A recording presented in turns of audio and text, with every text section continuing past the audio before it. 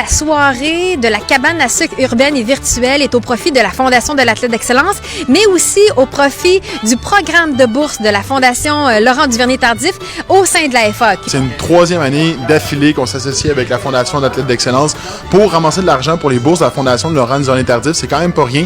C'est au-dessus de 45 000 $ qui ont été remis en bourse à travers les 3 dernières années. On est super fiers du partenariat et on espère continuer ça pour longtemps. Il y a un encan virtuel qui a lieu sur c'est faeq.encanweb.ca et ça, c'est jusqu'au 13 avril prochain. Donc, encore quelques jours. Et il y a plein de lots à l'encan. Il y a des lots qui s'achètent. Donc, on pourrait aller dans une bijouterie, par exemple, puis acheter tel truc. Mais il y a des affaires qui sont ni achetables sur Kijiji, ni achetables sur Amazon. Et on parle, par exemple, d'un entraînement pour 2 personnes avec Georges Saint-Pierre. On parle d'une raquette déjà utilisée par Félix Auger-Aliassime. En fait, c'est la raquette avec laquelle il avait battu Shapovalov. Fait que ça a encore une plus grande valeur. On a les mitaines autographiées de Michael Kingsbury. On a même 2 billets d'avion, toute destination au Canada. C'est offert par Air Canada. Donc, à un moment donné, on va recommencer à voyager.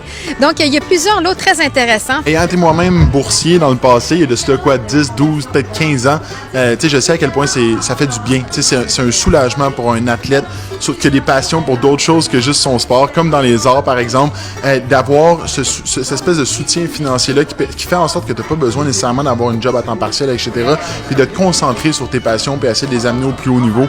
Donc non, je pense que ça fait vraiment du bien. Moi, ça m'a aidé dans mon cheminement, puis qui sait, je serais peut-être pas ici aujourd'hui si c'était pas la Fondation d'athlète d'excellence.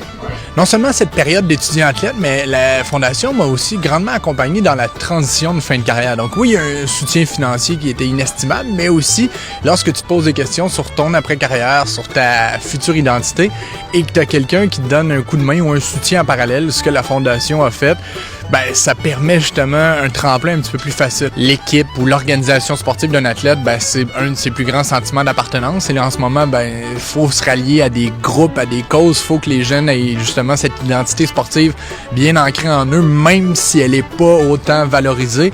Donc, de savoir que la Fondation est là, beau temps, mauvais temps, c'est clair que ça donne un réconfort pour ces athlètes-là. On le sait, en ce moment, les athlètes ont la difficulté à s'entraîner. Les complexes sportifs sont pas nécessairement ouverts. Les sports d'équipe sont restreints.